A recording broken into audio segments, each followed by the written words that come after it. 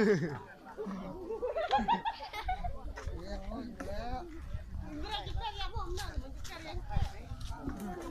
าถ่ายทุกสัตว์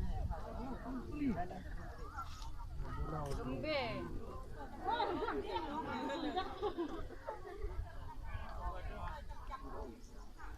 กำลังเป่ง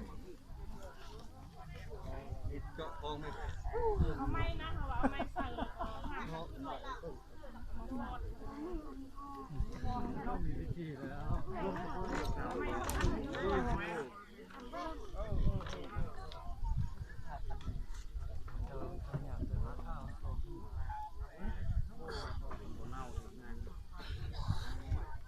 เริ่มวันนี้ไทยมีพุ่มคือว่าซื้อล้นจังหน้าเร่งให้นกอย่างนั้นเราก็แย่น้ำมีเราก็ดึงบุญเลย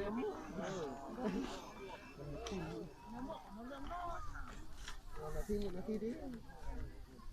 แบบนั้นจะพูดหน้าตัน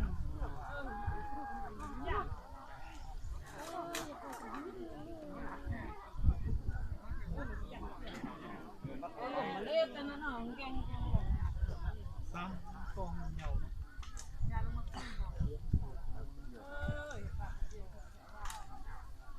ไม่ปั้นเล่นน้ำแท้เอาว่าเอาบุญทำลายเปลี่ยนกันคือนี่ก็มาเมื่อนี่ก็เมื่อเยอะทิมกูไปทิมโอ้มันแค่ดวงเดี๋ยวผมมันตัดไปก่อนจะถูกดัดนี่ทำลายเปลี่ยนร้อยจับได้เนาะมีดตัดข่อยตัดบนอื่นตัดข่อยข่อยแหละข่อยแหละข่อยมันกระปุกตัดบนกระปุกโอ้ข่อยจะเพื่อนจะมาเพื่อนอเดี๋ยวเขาขุดมันก็จะ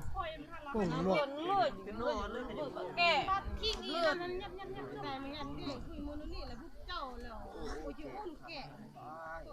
ทำไรเรื่องแถวว่าพวกนี้ที่อันที่มาส่งมันต้องดูออกดูมันแค่เขามาติดเนาะติดมันน้อยกุ้งไข่เราไปต้องเจอกับต้น